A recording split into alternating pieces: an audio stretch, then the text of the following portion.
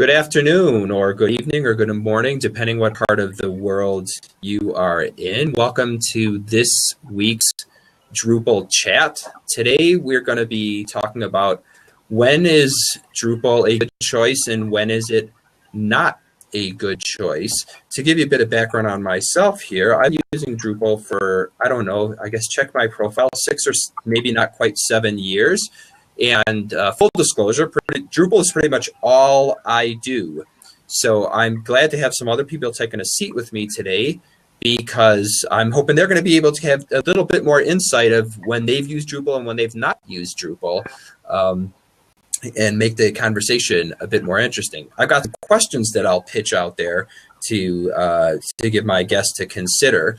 And for those of you who may be catching this later on, I'll put a link for where the replay is going to be available, and then any of the references that we might talk about today, I'll make sure that I get those attached to the replay. We'll have the links for you to get there, and if there's anything interesting to put into the session notes, et cetera, it'll be available on the replay at the link I just put into the chat. So I'm really glad to have a couple of people joining me today, and I want to give them a chance to introduce themselves. So Jeff, why don't you go ahead and give, and Jeff is joining us from the United Kingdom. I know that. We had a bit of email back and forth before this, so it's evening time by Jeff right now. Really glad that you were able to join us. Jeff, go ahead and tell us a little bit about yourself and your background.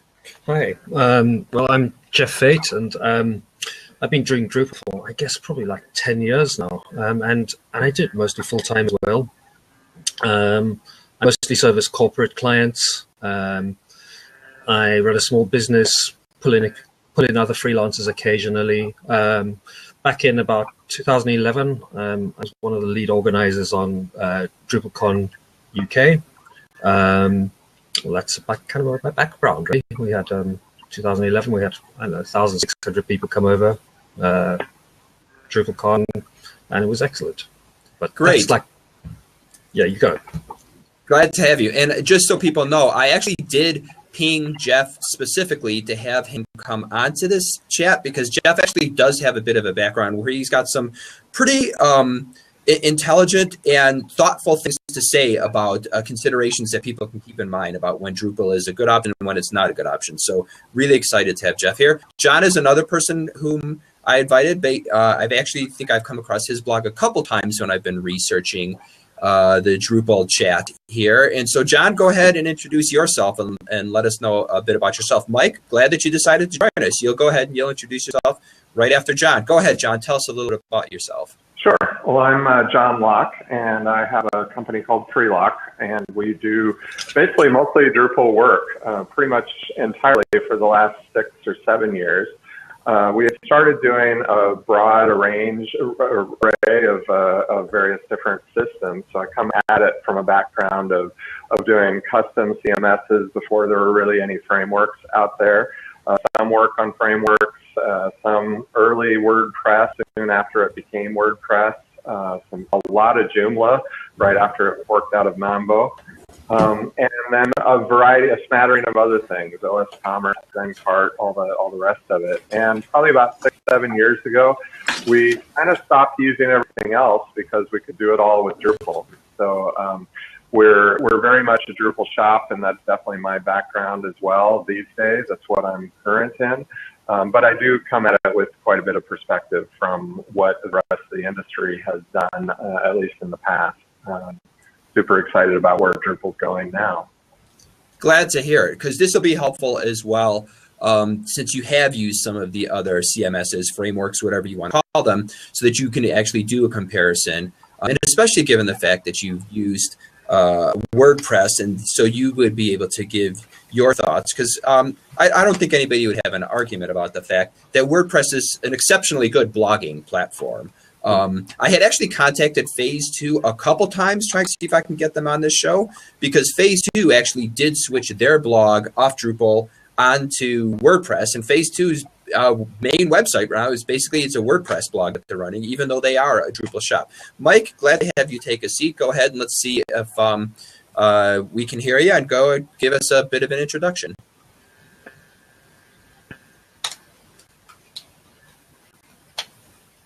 Yeah, I think we're having a bit of a challenge with your audio there, Mike.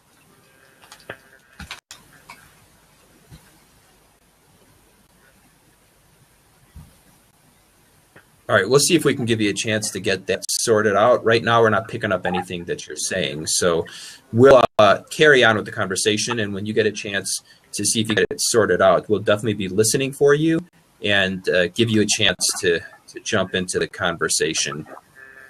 So, all right. So to get things started here, maybe let's take a look at when Drupal is a good option. This is called Drupal Chat, so obviously I think Drupal is halfway decent. So I don't want to create the impression that I got any type of false pretenses here about whether Drupal's good or not. So so let me just open it up. Like I said, for me, all I've done is Drupal. Everything I know about web development, I've learned through Drupal. So I use it for everything that I do, but I do have some thoughts about some sites that maybe would potentially be not the greatest option. So we'll save that for when we're having more of the conversation around maybe when Drupal isn't so great. So Jeff, why don't you go ahead and tell us your ideas of what you think Drupal is particularly well suited for. So I think right now Drupal is best for corporate sites, and it's getting better and better for large sites. It used to be fantastic for small sites, and it's still okay for small sites, but it's getting heavier and heavier. The target seems to be enterprise sites. That said, Drupal 8 is much better than Drupal 7 was for small sites, but there's an awful lot to learn. It used to be around about 4.5 or so that all of the configuration options, all of them, would fit on one small screen. Now I think there's probably like 200 configuration screens on like a standard Drupal installation of Drupal 8, and that's excluding the YAML files, which are like 300 odd. So there's quite a lot to learn. It used to be that it was very easy for people for hobbyists really to use Drupal, and now it's not so good. I think it's the target now at the moment is corporate world. I hope in the future that we'll make it easier to use for hobbyists again, because I think that's where the lifeblood is. But yeah, if you're a corporation, medium-sized business and up, I'd say that Drupal is a really good choice for you. Okay, and what's your take on it, John? Go ahead. Well, I'd say it's not a question of who is it good for, it's what problem are you trying to solve. If you are moving from, like, one of the places that we see just fantastic uptake is the small nonprofits. They started out using binders, moved into Access or FilePro or FileMaker Pro, stuff like that, and basically had their custom subscriber database just sort of built from scratch by hand. Those are fantastic candidates to move into Drupal. Anytime you have some data that you want to keep track of, and you need some sort of custom system to build it in, that's where Drupal just totally shines. With views now in core in Drupal 8, it gets even better with all the field types and entity references and stuff like that. It's an amazing platform just right out of the box. With older versions, you just needed to know what contributed modules you needed to get there. I'd say Drupal has always had a tough learning curve. So, and in a lot of ways, Drupal 8 kind of brings it more into the mainstream. So for people who have an actual computer science background, Drupal 8 is going to be far easier to learn, far lower of a learning curve than Drupal older versions ever were. So that's really, I think, to me, I think a lot of it is just how you think about it. If you think about it as just a website, if you're looking for a static website for your organization, WordPress is great at that. But Drupal can be, and like you said, there's more you need to learn to get it there. But if you're going a little bit deeper and trying to actually manage more information, it's such a strong system. Okay, Mike, let's see if we've got your audio working. Go ahead, and if you can share your thoughts with us.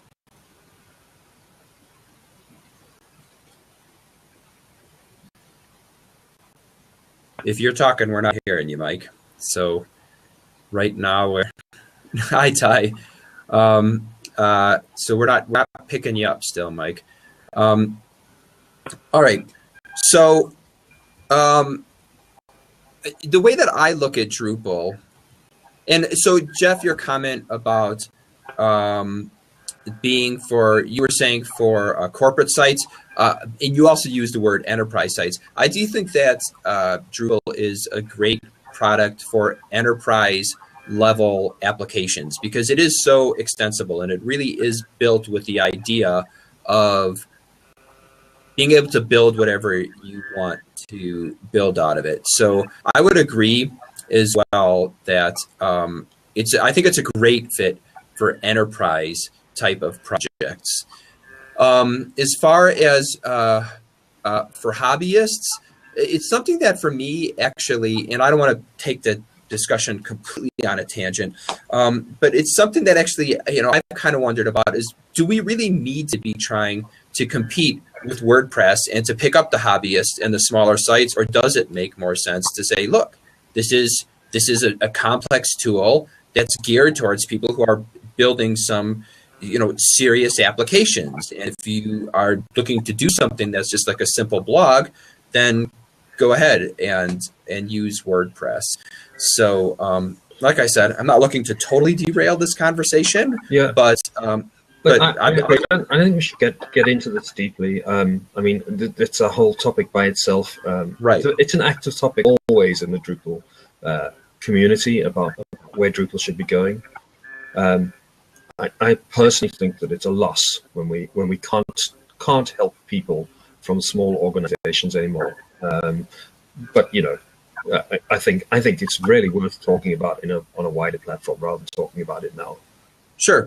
John, I want to give you a chance to just respond to that as well, because I don't want to drive things like I get to interject these things and nobody gets to talk about them. So just real quick, your idea about Drupal being great for enterprise sites, but maybe not so great for hobbyists, and whether maybe should we be worried about whether it's good for hobbyists or not? I think it's good to have it fairly usable out of the box, and I guess my take on that, and how coming from someone who's been doing inside the curtain for a long time, so it's kind of hard to see outside the curtain. But my sense is how much more is in core now for Drupal 8 than there was before. To me, I think there's a lot more discoverability in Drupal 8 for someone coming to it fresh than we've had before. So yeah, there's a lot of configuration screens, but that for a hobbyist that's interested in it, I don't think that's a bad thing. It runs from what I've seen. Now we're just now doing some upgrade projects, so we're just now getting into Drupal 8 in a bigger way. But everything I've seen looks like it'll run in a lesser hosting environment than previous versions as well. So I mean, I kind of think there's a lot of fear in the community around losing the hobbyist market, but I don't know that that's really borne out by what's actually come to pass with Drupal 8. I mean, it's a little early to tell. But from what I've seen, I don't really share that fear at all. I think it's an easier starting point than any previous version. Okay, I'm gonna actually open up a seat for Ty here to give him a chance to jump in and see what he wants to say. Sorry, Mike, not looking to boot you out, but since we weren't getting your audio anyway, and I saw that Ty joined us, I figured it'd be worthwhile giving Ty a chance to jump in here and talk to us. So let's see how it's going for you there, Ty. Are you able to connect with us now? Can you hear me? We're getting a message about some network error on your side. I know you've been able to be live before, so we may need to have you reboot yourself as well and see if you can get in. So let's go ahead and, yeah, I'm going to kick you out of here and give you a chance to see if you can get yourself set up again. Okay, so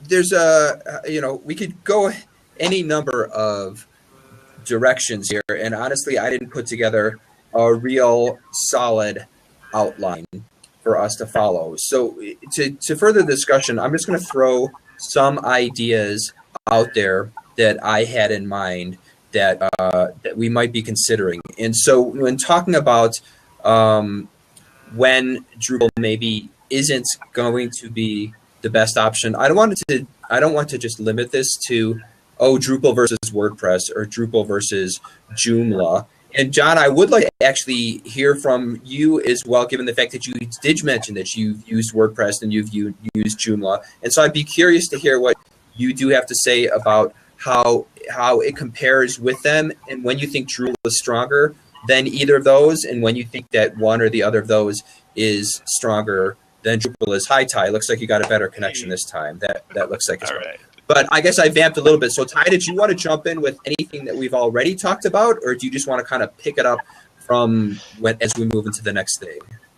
Well, yeah. So I kind of just showed up late here, but this is something that is an issue I struggle with constantly, and trying to make Drupal easier for small business people has been a big focus for me for years, and I feel like I've made a lot of headway with it in terms of like using Display Suite to like manage the edit forms, and using I use Bootstrap for the admin theme, and so there's a lot of things to do. There's a lot of ways to simplify Drupal, but what happens is I still get these clients that like Drupal has a reputation of being difficult, and WordPress is known as like, it's the number one CMS, and people request it.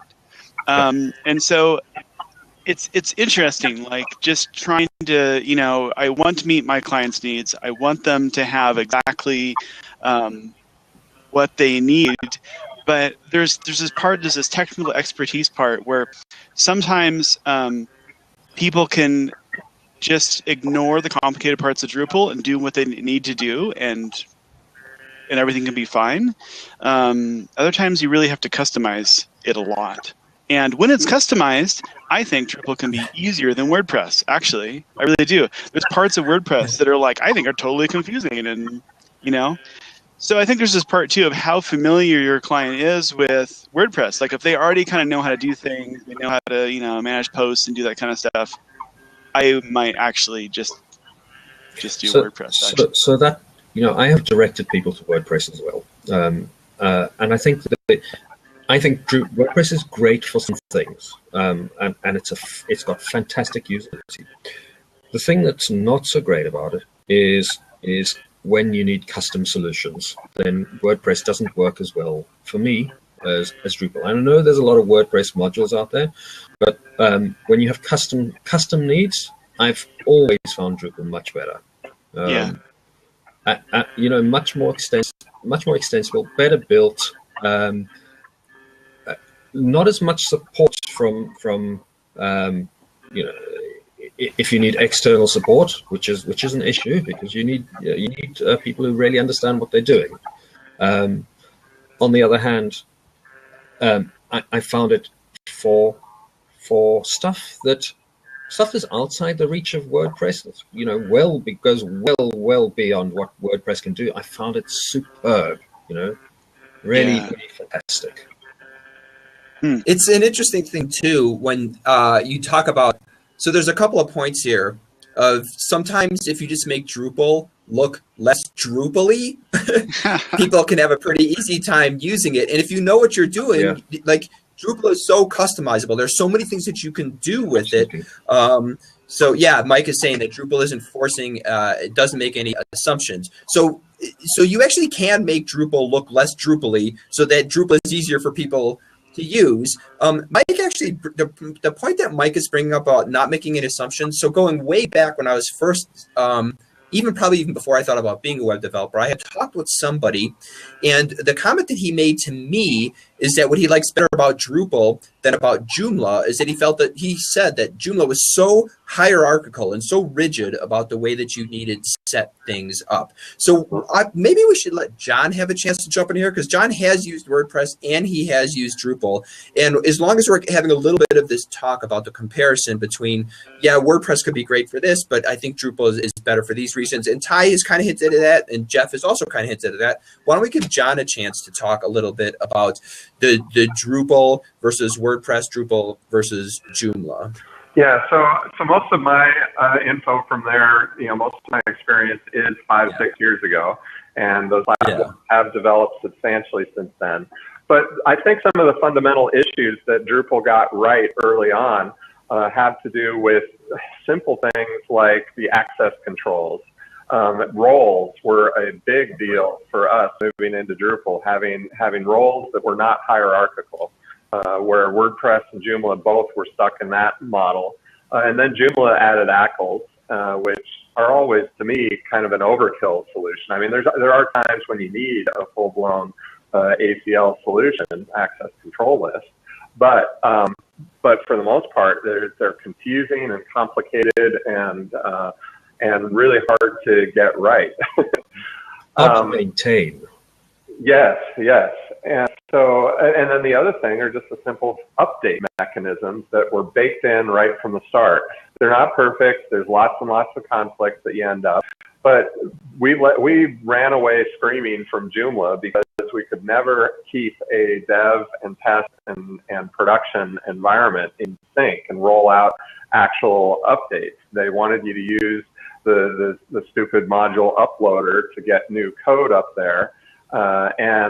And then who knows what you're going to get on the database side of things. There was no prescribed path, so every plugin ended up solving the problem their own way, and it was a nightmare. Now, I'm sure they've addressed a lot of those issues before, but after doing 40-plus Joomla sites and then having to maintain those, we ran away and moved most of those into Drupal, just mainly because we could set up much more what's now called DevOps types of environments, and that's really what we're focused on. And Drupal is head and shoulders above either of those for managing any kind of system with multiple sites. And another thing that we really like about Drupal 8 is configuration management now.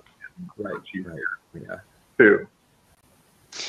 Okay. Have you guys Go ahead, Ty. Have you guys talked about other solutions? So, of course, you have the big three, and I avoid Joomla after being warned.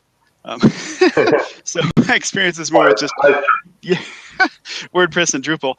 But so I've tried. Sometimes have these real small like brochure projects, and sometimes it's like a trade with my neighbor and like, hey, I need a website, and I make websites, and how long is it going to take to do a Drupal site? And the thing is, it's maybe overkill, especially for some of these like brochure kind of sites.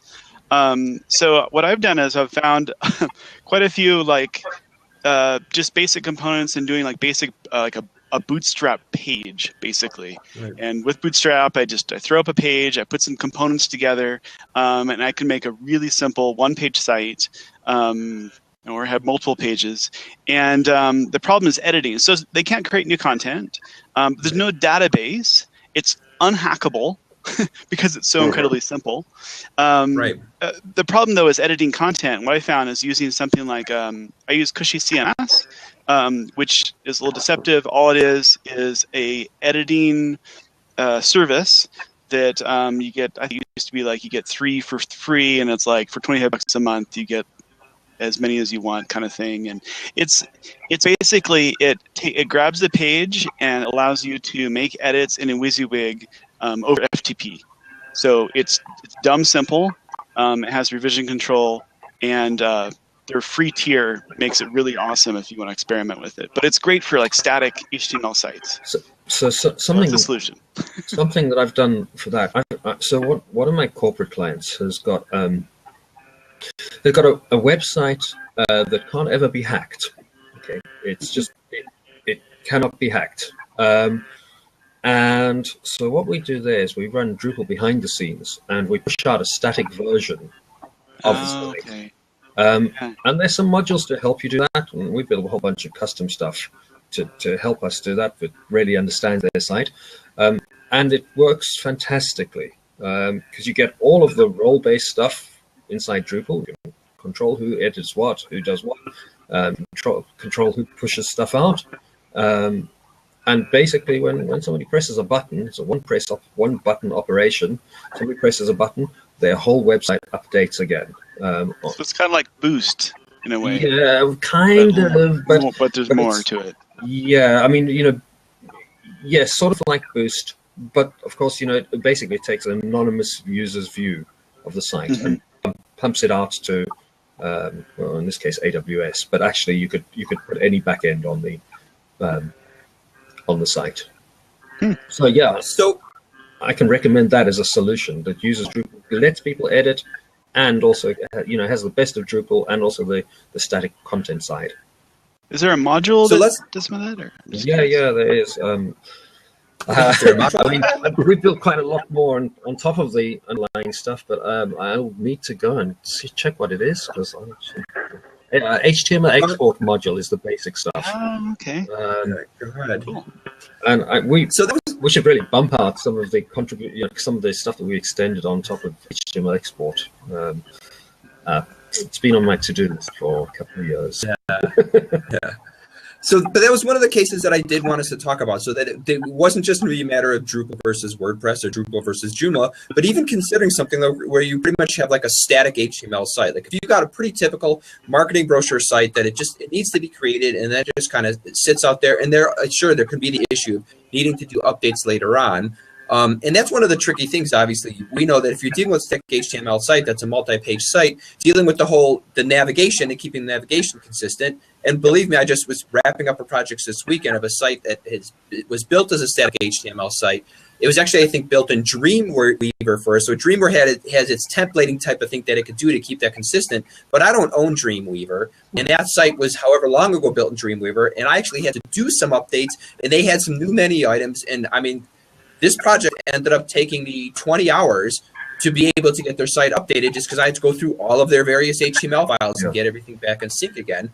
So that's a typical issue you're going to run into with an HTML site. But one thing that I think that people can look at is something like Jekyll is just something that I'll throw out there. That Jekyll gives you the ability to do pretty much like a static HTML site. It's going to help you out a whole world in terms of that you don't get it wrapped up with the menu structure change, and now I need to go back to all these. It's got this nice way that it'll template some things for you, where you can have the menus.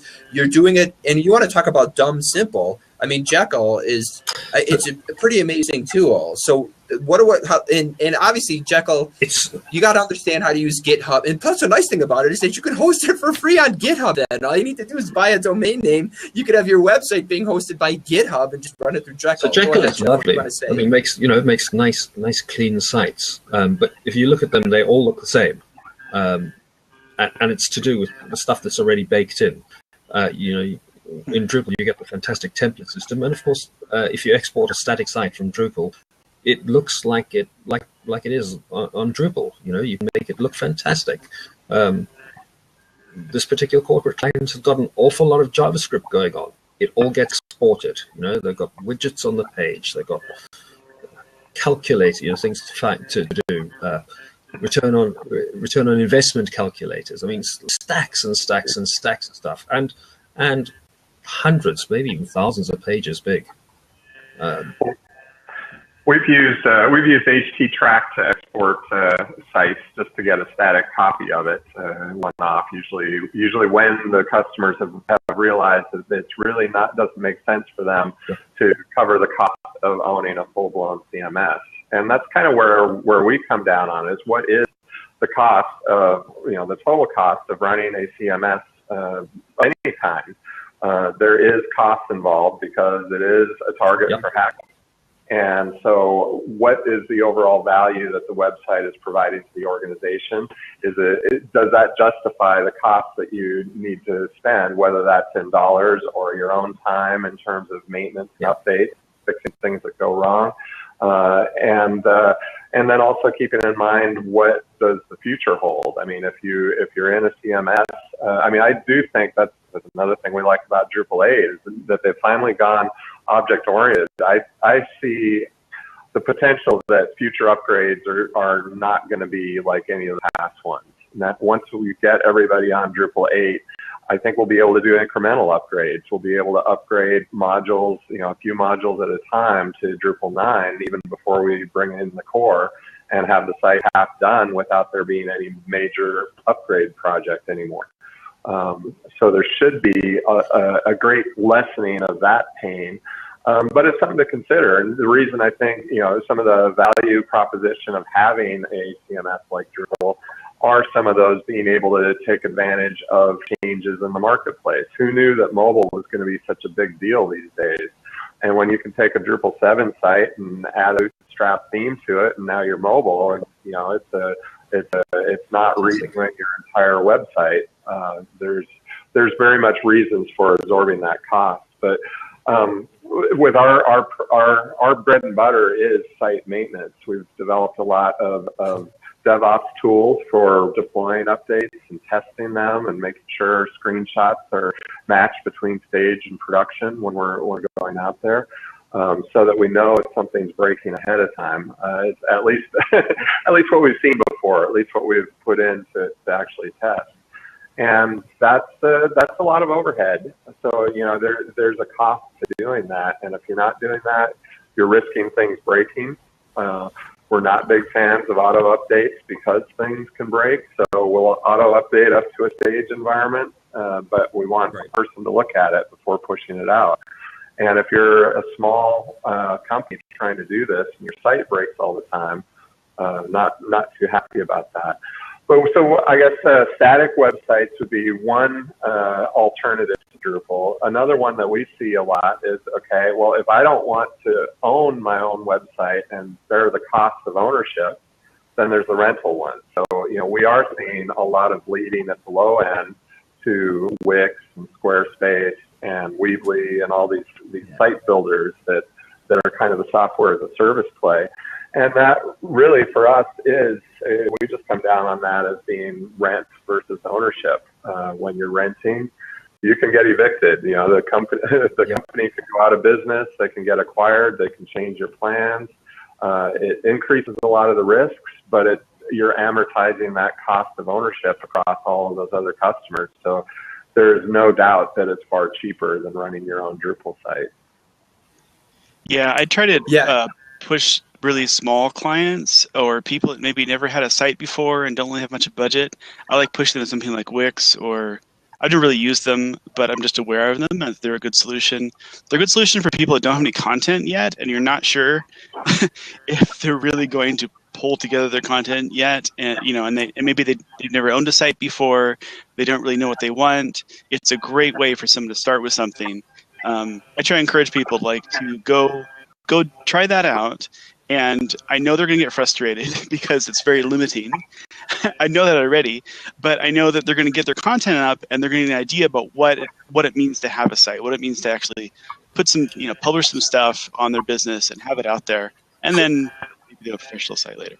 So to me, this is one of the reasons why, one of the places at the moment where Drupal is not a good fit. And you're saying, well, if you've got a small site, Drupal is not a great place for you at the moment. And I think that's something that Drupal as a whole, we should fix. We should make it really, really easy to have small sites. Your cost of ownership for having a small site should be cheaper on Drupal than having a rental site. You should be able to host it anyway. You should be one-click install. It should be easy. I think that's a big issue in Drupal world. So just an interesting point to bring up is that, my wife, when I first got started with Drupal, you got to get your first projects, right? You got to build some websites for people. And it just so happens that the first time when I was getting ready to launch my web development business, my wife was launching her therapy business or counseling business. And so I built her website for her, and I built it in Drupal 6. And so kind of long story short, my wife she's kind of rebranding herself. And she decided that actually, for the sake of our marriage, that it would be better if she didn't have her website on Drupal, because for her, she just struggled with Drupal. And for me, it was very hard to kind of have the patience to answer her questions. Like, what is the matter with you that you keep asking the same question all the time? And so my wife actually she's launched her website in Weebly. That was, that's a recommendation that one of her friends had given her. Whether it's Weebly or Wix or Squarespace or whatever. So my wife actually is the type of person that she's got a small site, and she just couldn't deal with trying to work with me anymore to have her Drupal site. And so, she moved off Drupal into this Weebly site that she's working with. So, it's kind of one of those funny things. Here, I'm a Drupal dev, and my own wife has got her site built on something else. Well, before we get off the talk of the static type sites, though, Mike did ask about Webflow. I'm not familiar with Webflow. Can any of you talk about Webflow? Have you heard about Webflow here? I think I experimented with it. Is this a Bootstrap static site builder? I'm pretty sure it is. Go ahead. If you want to type something for us, Mike, give us if we're on the right track with that. And again, I'm trying to lock you out of a seat, just given the fact that we had problems with your audio there and we weren't going to be able to hear you. We let Ty jump in. Okay, we got some opinion in the window here. Not quite sure what you're saying there, but let's try to keep it constructive and respectful. I mean, we're welcome to listen to people's opinions. So not quite sure what you're getting at there, but if you got something that you think that you're willing to contribute, we're willing to listen to it as well. So Mike is saying that Webflow is a bit more dynamic. It's a browser-based, designer-focused, drag and drop responsive. Okay. It's a Bootstrap. So I've experimented with this. I was trying to come up with this. It's great. It's a weird space because it's between. I don't think that a designer could strictly use it. Like, you have to be aware of CSS, and you have to be aware of like a bit of Bootstrap also. Which, if you're that aware of it, maybe you'll just write it yourself. I couldn't find a use for it. I was hoping I could cut corners, build sites faster. Maybe it's not Bootstrap based. Okay, well, it's the promise. I've looked for these tools forever, and so whenever one comes up, I try to use it. I'm like, hey, how can I build out a static site faster? How can I make clients be able to edit things like super duper easy? And so I'm always looking for these next things, and so I try to experiment with them a little bit. And anyone hears anything, I'd love to find out something new. So the thing I found about stuff like that is they're always fantastic at their small use case, but the moment that I often have clients who like start at one place and want to expand after a while. Somebody who starts with a simple web page or two, like a brochure site, and then 6 months later they come back and they say, well, actually, we deal with a lot of telephone orders.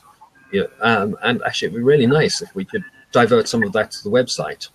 And when you start with things like that, it's fantastic at the beginning, but it never expands. It's you have to go back to them and say, well, you're terribly sorry. We need to start again from scratch. And nobody's ever pleased to hear that message. Mm-hmm. So, well, that brings go ahead, another John. good point with Drupal, and one of the things that we're always making the point as well is we will do kind of a fixed price starter website that we kind of deploy. It's based on Panoply, so it's nothing particularly special, but a nice editing experience out of the box, a lot of media management. We give them kind of a total brochure site with a slideshow and calls to action and just some best practices baked in. And then we say, okay, this is the starting point. You're going to want to do more in the future. So let's get this up and working for you now. And it's comparable to any of the rest of this. And one of the really strengths of Drupal is that we can change it as we go and just sort of add on to what are the next user stories that you want to be able to support and do on the website. Let's break that into the next project and realize that the website is never done. until your business is. So, you don't really want to stop making changes there. And one of the great things about Drupal is that it lets you experiment and do those changes. And as long as you're thinking about it that way, it's not a question of how much does it cost, it's what's the appropriate budget for you to be spending on your web presence here based on what the value is to your business. Okay. And Mike was asking about Drupal Gardens and Acquia Site Factory, so I just shot a question out there to him, see if he wants it to be driven more towards the discussion of, because we talked a little bit about the idea of software as a service, although that was mentioned in the context of like Wix or Weebly, as opposed to something like Drupal Gardens or Acquia's Site Factory. And Mike, if you do think that you want to have a chance to jump in and take a seat, you can put a chat window as well there, and we'll see about giving you a chance to jump in here and see if you can get your audio sorted out. Go ahead, Ty. One of the really nice things about starting with something like Drupal is that it's already organized. So when people go in and start creating content, they're creating blocks, they're creating content types, they're already organizing everything. And the really nice thing about that is you can come in, you can write a new theme for it, and it's actually something that can scale up and change over time. The problem with moving a client and saying, hey, why don't you try out Weebly for a while and see how that is they're quickly become frustrated, and all the content, everything they've done has to be copied over and started all over again. You don't have the site architecture has to be completely rebuilt all over again. And starting off with Drupal is really, really awesome because the content's already organized. You've already organized the structure.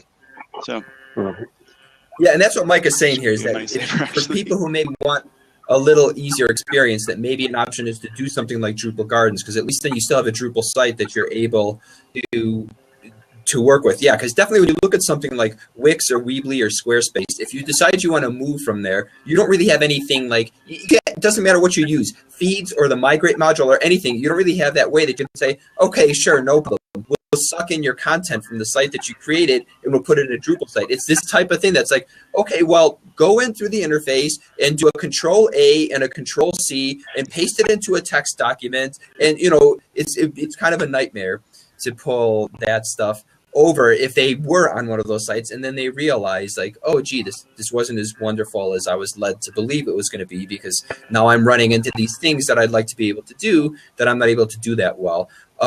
One other thing, and I don't know that we'll want to even get into this area to talk about it. One thing that I'd come across that I'm curious about, it still hasn't been fully released for beta, is this grid.io. It's supposed to be this artificial intelligence platform that they're going to be, it's going to build these beautiful sites for you. I don't know whether that's something, I don't know how that's going to end up competing against Drupal. And like I say, I don't know how much we want to veer off into that whole type of discussion, but that's like yet another area that you could consider, like, is it better to use Drupal to do this, or is it better to use whatever the newfangled tool is going to be, Grid.io just being one example. I'm going to take a quick look at my notes here to see. So one of the things that I would also like us to have think about and see if we can address here, there's a number of points, is looking, so we talked a little bit about static sites, and I think, all right, let's say that we've covered that one. We don't need to keep beating that. We talked a little bit about Jekyll. So other things that we can look at is comparing it against like other frameworks, like whether you're talking about Laravel and Symfony, or even if you're looking at other frameworks more like Django or Rails, that you might be getting into another language. And so so not really so much comparing Drupal against WordPress or Joomla, but actually comparing it against some other frameworks. So let me throw that out there really quickly to give you guys a chance to talk about that. Go ahead, Ty, you're raising your hand. Yeah, so I've kind of been, so I'm a front-end developer, but I also like write modules and I kind of do the whole thing. But I'm coming from a very like front-end developer perspective. So I want it to look nice and I want it to be easy, and I also, I want it to be inexpensive for some of my clients that want something that's affordable. So, so I tried. I wrote a couple sites in CodeIgniter, and one site, partway through, I was using. Okay, there's the sessions, and there's really great stuff there. When it's totally adaptable. You get a lot of power, but one of the things that happened is I felt like I was rewriting things that Drupal already did. And there were a lot of things that I totally took for granted. And I was like, oh yeah, I have to write this now. Oh wait.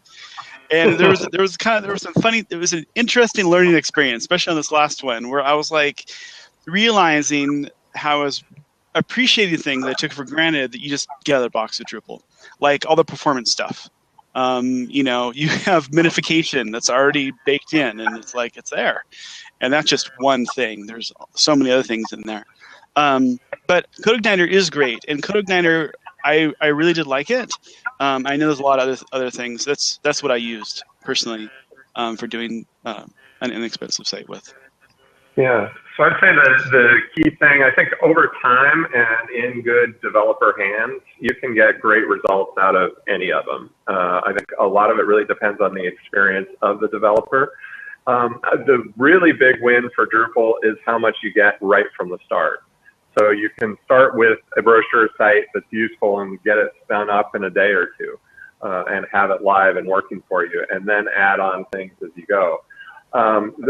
If you're working in a framework, if you're doing some really custom application, you can get there in Drupal, and you have a whole bunch of usable steps along the way, and you have a lot more of those things that you need to build when you're doing it in a framework. I've had very similar experience with CodeIgniter going, how come I can't just plug a media field in and be done with it? I've got to write this little video plug-in connection.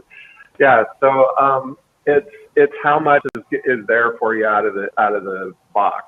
The downside of that is you've got a lot more complexity with Drupal. There's a lot more code there. That means there's a lot more bugs, because generally the more code, the more bugs. And you take a look at the issue queue for any module in use and see how many of those are open. And those are all cases that if they affect you, you're going to sink some time into fixing. So by the time you get to a project that's several hundred hours in length, I think the fixing of bugs that you have to do to get resolve conflicts between modules in Drupal kind of evens out with the cost of developing out of the gate with a framework. And I think it really does totally depend on the familiarity with the developer and their framework. If you're a competent Drupal developer, you know those landmines, you know how to get around them and can get there quickly. But if you don't, you're going to be in a tar pit for a while and blowing budget left and right. But I think there's an issue there with maintenance. If the thing about Drupal modules is it makes maintenance a lot cheaper. And it's fine if your site or your application is never going to change. When you use stuff that's other people are adding on to and improving, you get a whole bunch of stuff for free in the future. Yep. So I'm stepping sideways. I totally agree with you that if you are doing a project where parts of Drupal are not useful, then maybe Drupal isn't the right thing for you. Drupal is fantastic at forms. It's fantastic at anything that makes a list using views. But when you start getting into things that are highly dynamic, I don't know, really complex JavaScript, maybe, then Drupal is not as good. And I think that, then it's a time to think about whether you need the whole Drupal framework behind you, because it's the Drupal framework that gives you power. And maybe it's a better choice to have something that's aimed specifically at that highly dynamic page structure or something. Well, yeah, and Drupal 7 services is a good example of that. You can do it in Drupal, but it's a pain in the butt, and it has a huge amount of memory footprint for every request. So these requests that should be super fast AJAX requests are bootstrapping all of Drupal before and taking quite a bit of time before you get a response. Another thing that we're super excited with Drupal 8. Yeah, it's fantastic in Drupal 8, isn't it? I was looking at that yesterday as well, and it's just awesome in Drupal 8.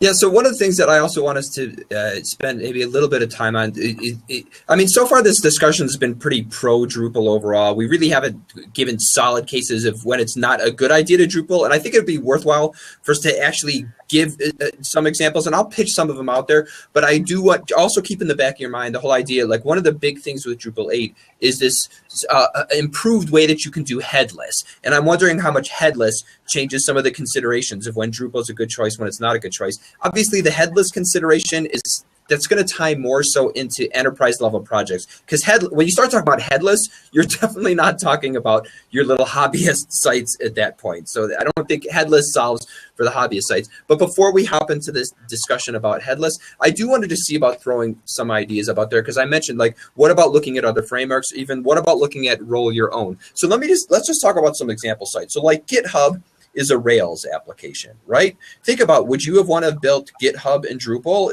Would Drupal be a good fit for something like GitHub? Why did they choose to do it in Rails? Or like you look at something like Facebook. I think Facebook is pretty much totally custom. I don't know that they used any specific framework for that. And people actually ask questions about Facebook. Why are they using PHP? Why are they using MySQL? Hey, Mike, yeah, go ahead. Just type in there if you want to see about taking a seat, if you want to be able to talk, or if you're fine typing, we'll kind of keep up with you. Like, in your honest opinion, you got your thought going there. So we'll make sure we continue to check in with you. So just looking at things like that. So again, just throw out the idea out there. So I know Pantheon is built on Drupal. I'm sure Acquia is built on Drupal as well. And they've got a fair amount of Ajax-y type of stuff. But if you look at something like GitHub, or you look at something like Facebook, or look at something, whatever, like Blab, or like Quora, or something like that, and then thinking about, like, and none of those is built on Drupal. I don't know whether they're using a framework or they're doing roll of your own. So throw some of your thoughts out there, just to kind of try to talk a little bit about the other side of things here. Go ahead, whoever wants to grab it. So I think it's a bad idea to build a site on something on Drupal when you've got long-running processes. I mean, Drupal is page-orientated, and that comes from PHP, really. PHP is bad at long-running processes. There are add-ons you can do to make it better, but it's not built for that. I'm sure that as the Node stuff hits more and more, we'll get better tools inside PHP for that sort of stuff. But at the moment, it's not your first choice. It's also not great if you've got something that needs performance in the language itself. So PHP, out of the box it's okay. I mean, you can build Facebook out of it, so it's not bad. But if you really need high performance software, well, probably you need to go build it in C++ or Go or something like that, not PHP. So I think those are the two biggies to me that you definitely wouldn't want to touch a framework like Drupal, or even any of the others. It's custom stuff. Well, and I would add to that big data. I think that it's not really a good data analysis tool. It's a fine tool for having a portal that embeds graphs and summaries from big data solutions. But for actually doing data analysis, it's not that good at crunching huge numbers and doing any of that advanced programming. Yeah, long-running communications is another area. One other area that we have kind of kept out of Drupal, we do a lot of work that I guess you'd call enterprise work. And so some of the areas that we think of as Drupal not being the right fit are financial systems. There's not really any work done. And it's not that it couldn't be done in Drupal, it's just that it's not done, and there isn't any long-running project or module for Drupal that has all the bugs and the kinks worked out of that. Commerce is different than maintaining double entry accounting and doing your bookkeeping in it. And then, chat systems, for the long running process issues that you were mentioning. I totally agree with that. The one thing I do want to say, so I mean, behind every Drupal site is a database, and mostly it's MySQL, and some of the largest big data sites use MySQL. I mean, there are sites, there are things out there, particularly in biological sciences, that are entirely backed by MySQL that are too big to back up. Backing up takes longer than the data, takes longer to back up than the amount of data that you get in that time, new data. Sorry. Sure, and I think that because we've got so much power in MySQL, while we can't do big data directly, actually we can provide quite a good front end for big data. Yes. Right. So that's how Drupal is used. It's amazing. So I had the opportunity to work at a big place that does most of the scientific publications for all of the journals in the United States, and British Medical Journal, a bunch of different places. And their system is using Drupal as a front end. And I've seen some other things like this, where basically Drupal is really, really good at what it does. But you don't want to throw everything into MySQL when you're talking about 200 years of journal articles. It's an unbelievable amount of data. And so, but Drupal is the front end for all that. It's incredibly adaptable and incredibly powerful tool. And the part that I worked on, I was really impressed about what they had done with it, because you can separate those things out. You can take Drupal and you can use it as your front end, and then you can have the other parts broken out. And the same thing goes. So yeah, Drupal is not the greatest if you're having like a JS application that's like doing big data or doing something like chat or something like that. But every site needs something published content. It needs a blog. It needs pages. It needs the things that Drupal is good at. And so one thing I like to do is when I'm just using the internet, I like to look at source and look at, of these websites that I use every day, which ones are using Drupal? And it's really kind of fun. I discovered my bank uses Drupal. And obviously, like, my bank transactions are not handled by Drupal, but all the front end is. I'm logging in through something that's doing something else that's outside Drupal, but that's where I start. And I was like totally super happy about that when I discovered that. Even fantastic part of Drupal is views, because views can integrate wonderfully with stuff that's not inside Drupal. Yes. I was using views last week to pull up stuff from an XML feed, and if you did that outside Drupal, it would take quite a long time, and it took me maybe a couple of hours to produce a fantastic outcome for the client. And entity field query. Yeah. Also. Absolutely. Is you have that abstraction layer, but it's efficient also and very user friendly. It's really funny. So this is an interesting discussion because, and this has been my personal experience too, is like you go out and you're like, well, when is Drupal not a good fit for this thing? And this is one of the reasons why I work with Drupal for so long, because I'm always looking for something better. And everyone should be, right? I mean, ideally, if you're a good developer, you're trying to work yourself out of a job, right? I mean, is that you reach a peak level of efficiency. Well, you've worked yourself out of the equation entirely, and you're like gonna go ride your bike or go do something else or find a new problem to solve. Yeah. So when we have these different problems coming back to Drupal, there's nothing wrong with that. But acknowledging the strengths and weaknesses is very, very important too. So that's why I joined. Okay, does anybody? I've got other things I can toss out there, but I want to give anybody. Did you guys want to have anything else you wanted to say? Like waiting to jump in here? No, I think that was a great wrap up of the the whole state. That's why we're a Drupal shop, for all these reasons. Yeah. So there are actually a number of points that, as you guys have been talking, I've been taking notes to have. Okay, let's talk about that more. Let's talk about this more. So some of the things that you did talk about.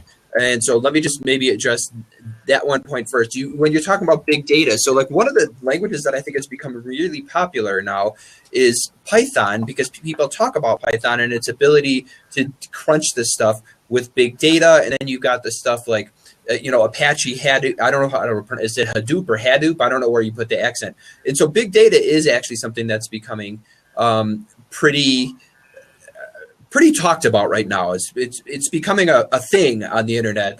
Data scientists, data science and big data. So one of the things, so maybe I should just give you guys a chance to talk about that. So what do you think about in terms of this trend of big data and data science and how Drupal plays into that or doesn't play into that? And I know you kind of touched on it a little bit here, but it was sort of mentioned in passing here. So I just want to throw that out there again for people to get a chance to say anything additional they want to say. Well, I guess the way that I look at that, I mean, I think they're doing some really fascinating stuff with big data. Years ago, I worked with some expert systems, and they're trying to take this mass aggregate of data and identify patterns in there. And some of those engines just are not in PHP, or they're not, those are stuff that are written in C and that sort of thing. One of the examples that I heard that was really fascinating was some group had taken and amassed all this cell phone data in Sudan, and they were noticing these weird periods where whole towns would go dark on them for an hour or two at a time, and then the next town would go dark, and they were able to visualize these patterns using some various algorithms. And what they realized is that these were when the warlords were on the move from town to town. And by doing this, this was the best way to predict where, find out where they were, and they were able to feed that to the government and actually have some effectiveness. You're not going to do that in Drupal. Drupal is good at what I think of as little data. If you're getting into CRM systems and you're not trying to aggregate what you know about the whole world, you want to know about your customers, you want to know about your vendors, and you don't want to know them in aggregate, you want to know them individually. You can capture all that stuff in Drupal and come up with some really smart workflows. And that's I think probably the best way that I characterize the difference between big data and little data. And Drupal is a great little data tool. It's a great portal, as you said, for embedding those visualization tools, letting you get access to the other systems and be a general CMS. But it's also really good for those individual cases. So, I mean, I want to say that I think you're right that Drupal as a front end for big data is not great.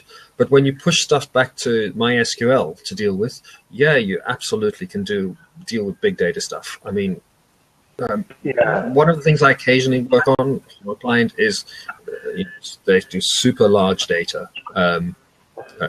Absolutely, they produce terabytes of data a day, and everything they handle everything in MySQL, and they make it available over the web. So their front ends are not Drupal, but not most of them anyway. But the stuff is.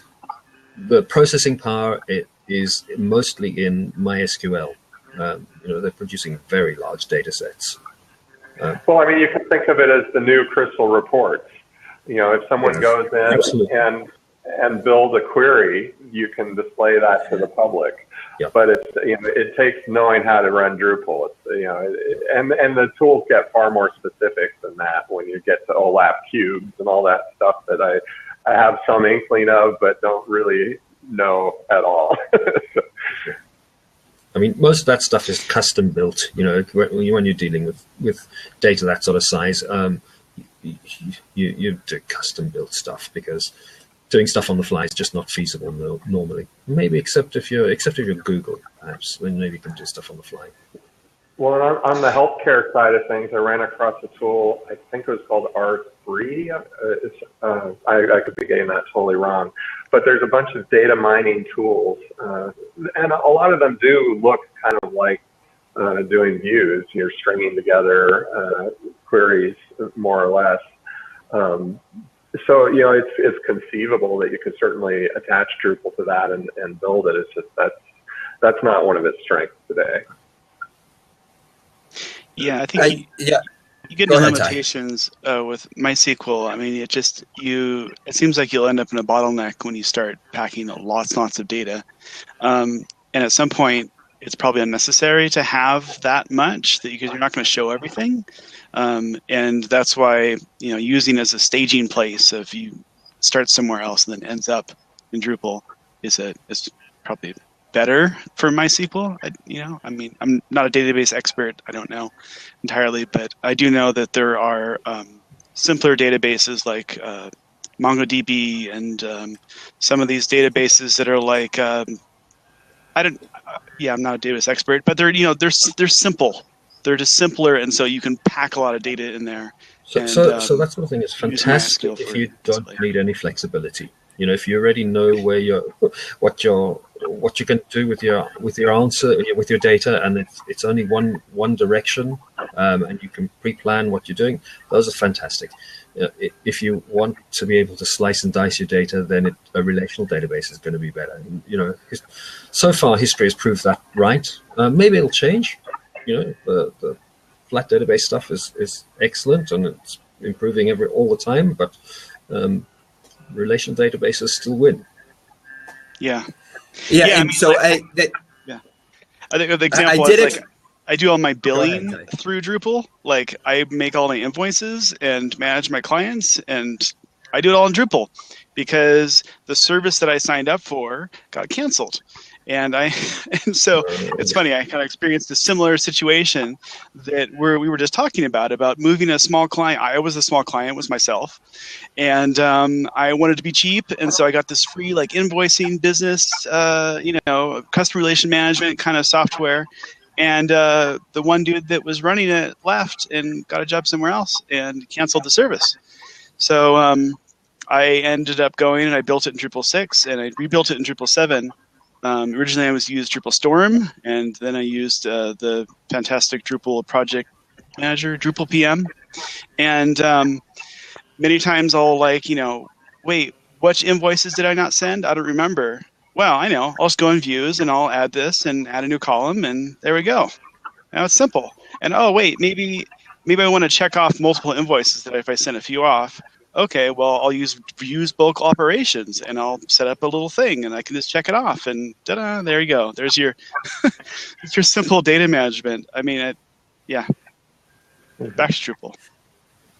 So I was actually looking to have us go into next. So Jeff has kind of addressed this already, but I'd like to just bring it up specifically because one of the things that I had written as my note as you guys were talking over some of the other points was this idea of non-relational databases or no SQL databases, because that's something that's really has gained a lot of popularity now. And I think they've even done some work with Drupal to see if you can get it to work with something like Mongo. I think specifically they may have kind of tried to test some, but there's Mongo or Couch or whatever. And I guess I don't know how people feel about, because I'm really not into that stuff at all. I don't know whether people get in a huff when you say no SQL and you should say non-relational instead.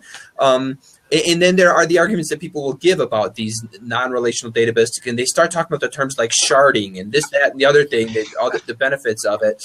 And so I did want us to actually, so Jeff has talked about it a little bit. John, I don't know if you have anything more to say about, considering because Drupal still is pretty much based on relational databases. And so are you going to find applications where you really do want to deal with these no SQL type of databases that is then going to put you into the situation where you would say, oh, Drupal's not going to be the greatest tool for this because we're going to be so much better off using Mongo or Couch or, some other such thing? Well, as I understand it, most of what Drupal has done to integrate with those are either for just views to be able to pull up stuff or more like Boost as a cache, as a way of caching a whole bunch of data and extracting it super rapidly.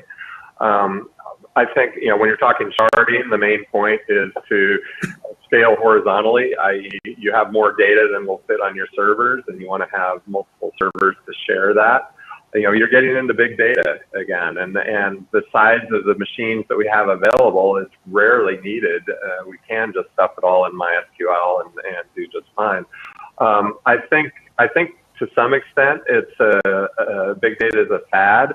Although, you could say the same thing about object orientation. I mean, that was the fad of the 90s, and Drupal 8 finally has it. So, I mean, we're finally into the 90s. Yay!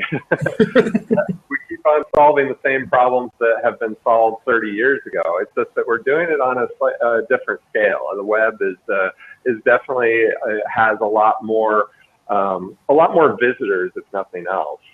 So, I mean, I think that creates its own sets of of complications to it. But none of this is really that new. It's just recycling old ideas and putting new labels on it, and then finding the relevance of that.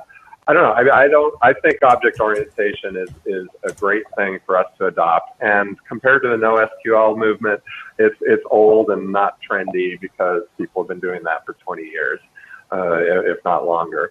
I don't necessarily agree. I think object orientation is it gets us so many gains in terms of future-proofing our code and making future upgrades far more easier to deal with.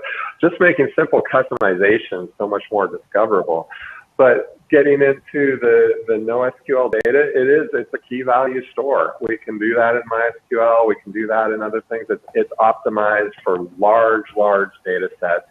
And to get any complex queries, you're running what they call MapReduce.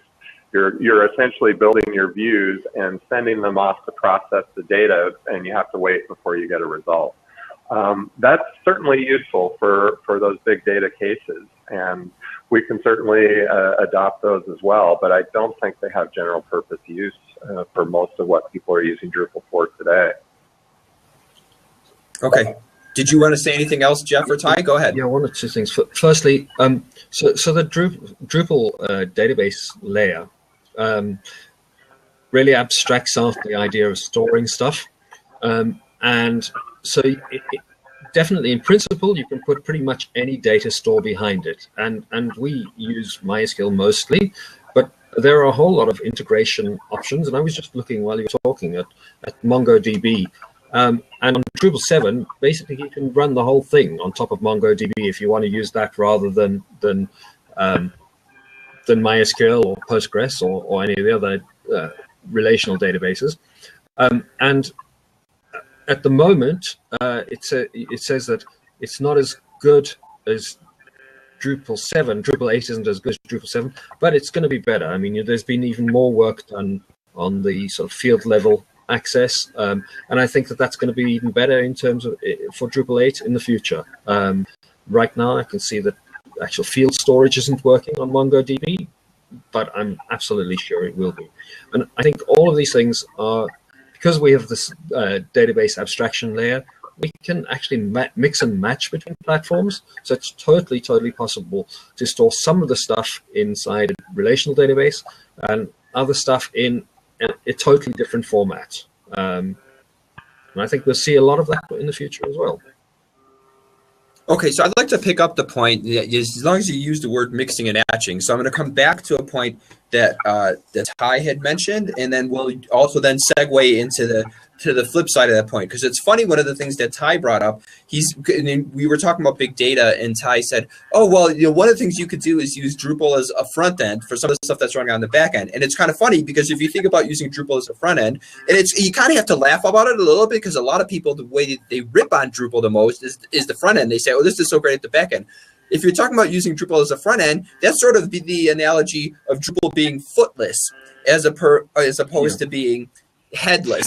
And so so before we talk about headless Drupal and see whether that changes how people maybe will think about whether Drupal is a good fit or not, let's talk a little bit more about this idea of Drupal being footless and using Drupal as a front end. Ty brought up a specific case there where he felt like, yeah, so you could still use Drupal. He said his bank. For an example, he said, okay, so I've got my bank, and so Drupal is acting as a front end there. What do you think about Drupal being taken advantage of as a front end? Is that a limited use case, or is there actually a strength there for Drupal to do that? I don't know who wants to go first with that.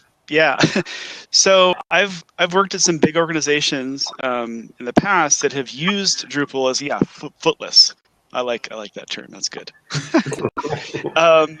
And I think one of the big reasons was compatibility, like originally. So yeah, I worked at like one of the big five, and like so with compatibility, like they had a MS SQL database, and a lot of the stuff was all written in C, and they had LDAP for authentication, and they had a lot of different moving parts, and using Drupal as the front end actually made sense. And you might think, some people might think of Drupal as being like ancient or like hard to work with or something like that. The fact of the matter is, it's really, really adaptable, especially when you start comparing it with some of the other products out there, which are not adaptable and have to be hacked or are very, very messy. Drupal's great as a footless thing. And, you know, sometimes there were shortcomings, but this one project I worked on was Drupal 6. I've seen it with Drupal 7 on a couple of projects. And basically, it's taking out the parts that already are built. I would imagine, like, okay, here's a good example. If you went to an airline website, it's notoriously archaic. They're notorious for having like all these ancient systems somewhere, and some poor person has to go in and write compatibility layers for all that, and then some other poor person has to actually show it and make it look like a modern normal website that people actually want to use. Right? It's all the rusty parts in the back end. So something like Drupal is perfect for that because it is really, really adaptable. And also, because it's the third largest CMS in the world, you actually can hire people that know how it works. So that's another problem with these old archaic systems. So okay. So something Who's next? I think like one of the absolute jewels of Drupal is views. I mean, I've seen so little else that compares to views. And one of the things I've done sometimes is given end users access to views. So integrated Drupal with data stores and then taught them how to use views. And you think, you know, people rag on views and say, well, it's really complex. You know, there's only like 3 things you actually have to fill in a view's make a view. And these are like ordinary end users. I mean, people who are not computer scientists, who are not super clued up with how Drupal works, who you can sit down and teach somebody how to use views and what the important stuff to do is inside like an hour. And it can come, well, for those customers, it's completely changed the way they do business. And it's been it's been absolutely fantastic for them. They have ordinary, I don't know, I don't want to be elitist about this, but ordinary people using views, which is, you know, when you look at views first, you think you need to be a rocket scientist to use this. You know, it horrifies people the first time they see it. But yeah, it's totally possible for just ordinary end users to use views and produce magic from it. Mm-hmm. Okay. Yeah, John, do you want to say anything about footless Drupal? Well, I think the other module that's grown on me a lot in the last couple of years is Migrate, for being able to connect to other data sources and pull in what you need to then show in views. I mean, you can always write a views handler to talk to external data directly if you have the access, but often a batch job running under Migrates can be a great way to pull in data from other sources. And then once it's in regular Drupal objects, it's a piece of cake to do whatever you want with it. It's a portal. I mean, we use Open Atrium for our ticketing stuff. We're still on the old Drupal 6 for most of it, but we put together some reports on Drupal 7 that we're sending out. We have it kind of orchestrating a few other things as well. So, I mean, we're running Jenkins. We're running, we just ran across Matrix as a chat system that has kind of an eventually consistent JSON database in each room, and it's a really good way of coordinating that sort of stuff. It's a piece of the mix, and it tends to be the summary. This is the information repository.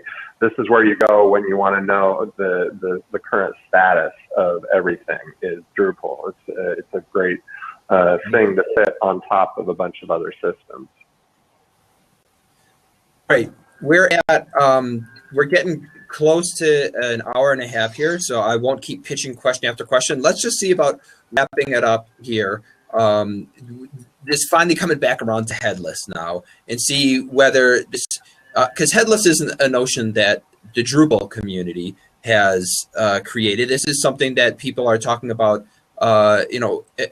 in general, and building websites now, whatever you're going to be using as your front end piece. And that's supposed to be one of the advantages here of this whole idea of headless is like you build your user interface with whatever the best tools are that you want to use to give the best experience, and you can let your front end developers go do their thing and have all of your design, and you don't have to be tied to what's going to be going on in the back end there. And then in addition to the argument that by doing this headless type of situation, again, coming back to one of John's points, the idea of being able to upgrade things, that with having the separation between the front end and the back end, that way that like, okay, no problem, when it's time to upgrade Drupal, it's really easy because you could just upgrade Drupal and your front end doesn't have to change. That's not going to be entirely true, obviously, because you still have to get it to but in theory, like kind of suspend disbelief a little bit there. Having that separation makes it easier upgrading on the back end. So talk a little bit about whether this move towards headless changes the answers to the question about when Drupal's a good choice and when it's not a good choice, whether that puts it more in Drupal's favor. Is Drupal actually better suited to do headless than other whatever frameworks or content management systems up to them, or is Drupal maybe weaker than some of the other options that are out there once you start taking this into consideration? So who wants to go first with that one? Well, I guess I can start with that's where frameworks have long held the lead over Drupal, is that they speak native web services or can very easily have a base, any number of different ways that you want to do it. JSON REST being kind of the current favorite. And Drupal is just catching up now. You could do it in services before, but it tended to be a really ugly API, and so you'd always end up having to write your own services plugin to do that, or skip services entirely and do it directly. So yeah, I think that Drupal 8 finally has caught up with the frameworks. One of the things that I was kind of interested in seeing was that what's going on in the WordPress world. I think we have just come through an immense amount of pain getting Drupal 8 out the door, and WordPress has that same pain ahead of them right now. They have forks like Ghost going on, where people are saying, let's ditch WordPress core. It doesn't work as a blogging platform. Then you have Automatic that's saying, well, we need a better admin experience, so let's make this Calypso and Node.js, and we'll just talk to the WordPress database directly and skip WordPress core for the whole admin interface. I'm kind of thinking, okay, so when are we going to have the Calypso module for Drupal so you can use WordPress's tools to manage your Drupal site? I think that right there, compared to the other CMSs that have been around, Drupal has done the hard work now to be ready for the next decade. We've had a major change in the web environment in the last 2 or 3 years. And I think some of that contributed to the delay of Drupal 8 getting out of the door, but for the large part, I think it's there. I think it's as good as anything else out there if you want to have that separation where you're running really a web application in your browser and you need something server-side to capture that information.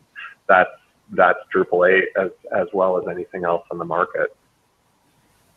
Okay, who's next? So I think that in one respect, the idea of headless Drupal is down to a failure of Drupal to advance the user interface fast and far enough that people want to step outside Drupal. I mean, I can definitely understand it for, if you've got a very specific web app and you need to do that, then it might be great to use Drupal as a backend. But I feel like Drupal should be able to let ordinary websites, even brochureware sites, do stuff that is absolutely amazing. And I feel we failed at that, and that's why people talk about headless Drupal, because the stuff like views is great, and our data management is fantastic, but we haven't stepped far and fast enough with the beauty of it, really. That said, I think Drupal 8 is going to be much better at it.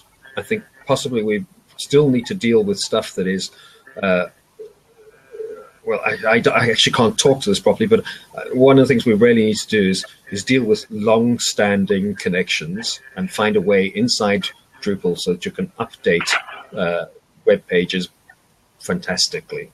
And I think that's one of the reasons why people do talk about using headless Drupal. And I think that we definitely have done far, far more than most other platforms, and it makes a fantastic background or back end. I'd just like to see us do the same on the front end, so that people just don't even feel that they need to have a question of headless Drupal. Okay, that's an interesting take to see about, like, so I'm going to kind of put words in your mouth, and I'm not saying that you're really saying this, but it's almost like you're saying a headless is something that, and again, I'm not saying being fair with this, that headless is like this fad that you think is going to pass, that, okay, people are jumping to headless because of shortcomings with some other things, and if you just get those other things right, then you don't really need headless. I don't think it's a fad. I think we should be able to answer all of the possibilities. Okay, just that people go to headless because they want something that looks great, and we haven't spent enough time on looking great. That's the reason. That's the core reason. The WordPress guys, we always come back to WordPress. They've spent more time on how things look, and it's served them well. That's one of the reasons why WordPress is ahead of Drupal in lots of respects. It's how they look, not about the data management. We're coming from a computer science background, and we've got a much better platform, and we're being beaten in terms of installations by people who make things look good. Well, we should make things look good. Yeah, I think the headless Drupal thing is a little bit throwing the baby out with the bathwater, I feel. Because the problem is, so services, like, grabbing parts from Drupal and using it. But I feel like headless Drupal is like, hey, let's throw out the entire templating system entirely and replace everything with JavaScript templates. And I don't know, I just don't feel like it's a good solution for the problems it's trying to address. And I think the problems are theming sucks in Drupal. It's why I have a job, so that's great. But it can be solved. And, thanks to all the effort put into Drupal 8, a lot of these problems have been solved.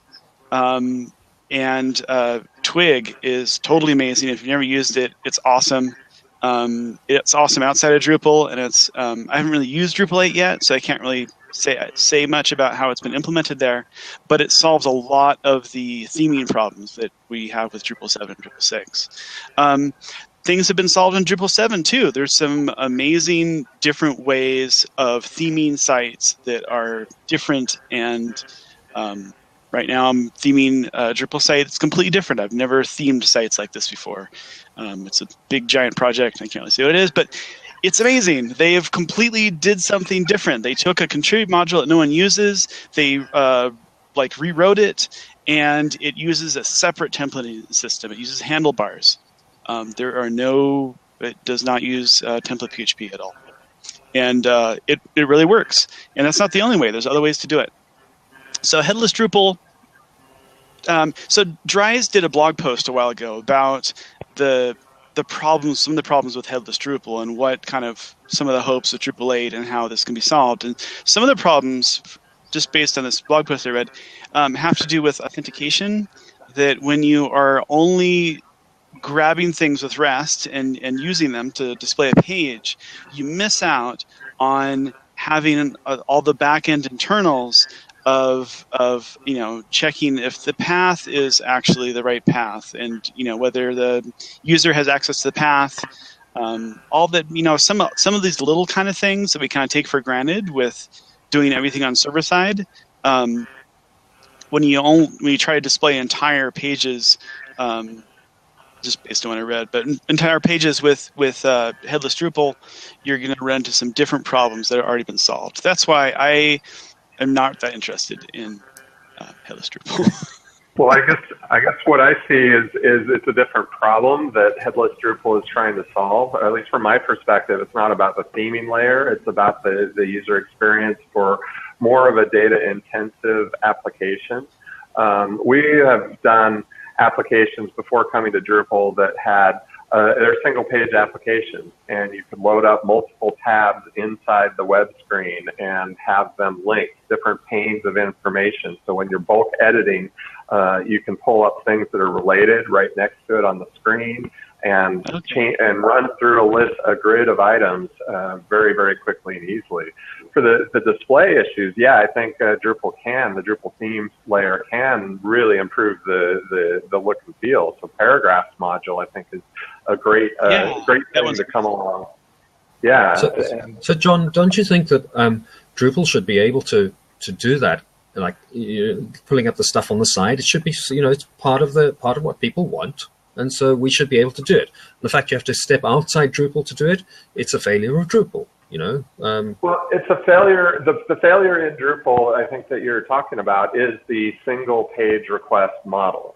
That's what Drupal has been organized around all along. And when you're going to load parts of the page at different times than the full page, it's an entirely different beast. And that's what to me, that's what the headless Drupal movement is about, is how do you render pages one little chunk at a time and allow those chunks to get updated independently of the rest of the page, or maybe in concert with certain sets of other items. So that's a much different goal. Do you think that the big pipe stuff is going to happen? Well, and it has happened. Do you think that's going to help with doing that?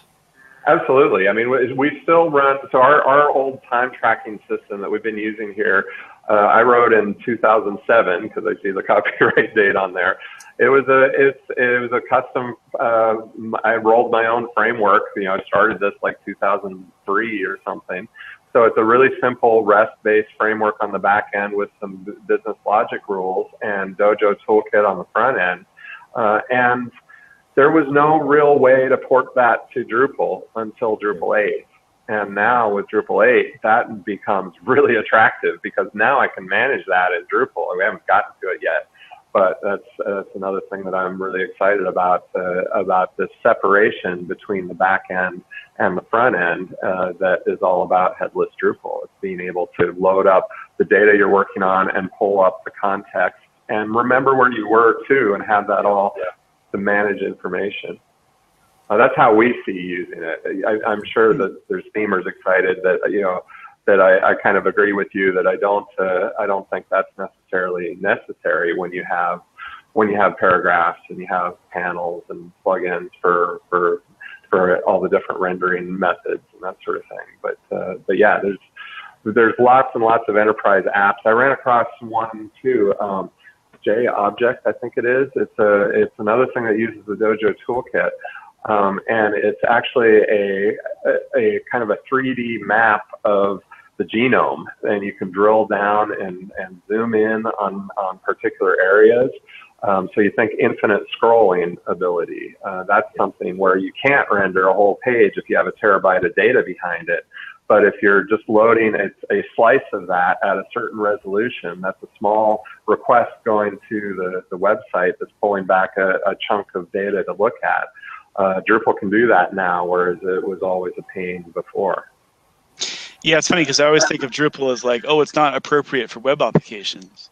But it really can be. One thing is that your data lives there. If your data is already on Drupal, how do you use it for web application? And yeah, I would always guess that Drupal is not the best thing for web application.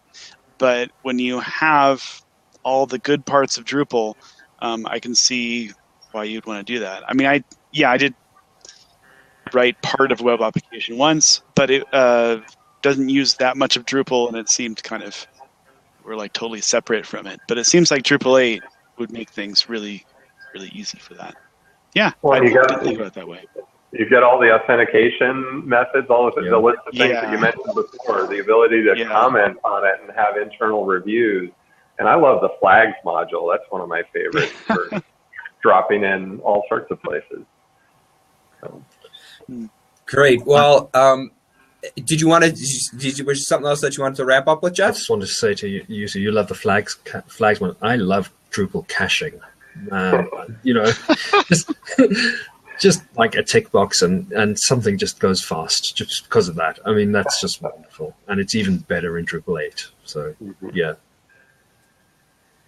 Okay, great. Well, I really appreciate the input from all of you. It's wonderful to have people actually take a seat and participate and share their thoughts. It makes the conversation so much more interesting. I put one link down in there that I think would be an interesting thing to talk about because you look at some of the advances with Drupal 8, and one of the things that I really love about Drupal that just sells me so much on it is that there are just really, really, really exceptionally smart people who are involved in the project, and they know the things to be looking at. They have the foresight. And so Dries has this post that he put out there because you were talking a bit about the front end and whether we should do headless and how Drupal can address things in the front end. And so I think it'd be worthwhile having another chat at some point about this type of thing that Drupal that Dries is writing about Drupal from the outside in. I had just taken a quick peek at that one blog post. I didn't look at it in detail. I'm not sure what all that's encompassing there, but I know when I read it, I was like, oh, like this is just one of the things that's so amazing about Drupal is that there's people who are smart enough to be thinking about these things like, what do we need to do with this framework that we're building to take it to the next level and to make it better.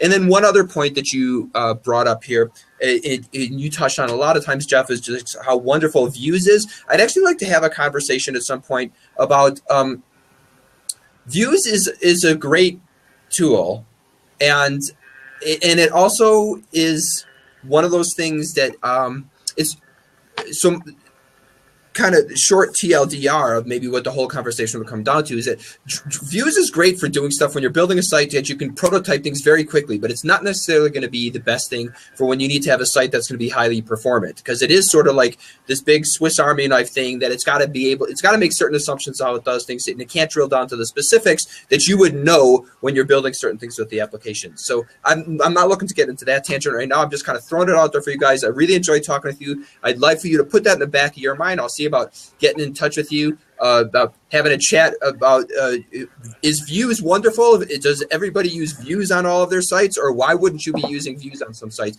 particularly in light of the fact that it's been mentioned so many times today about, oh, one of the great killer apps of Drupal is Views. And so I think it's worthwhile to actually have a bit of a conversation around that. I thank everybody for taking part. It's been a wonderful conversation.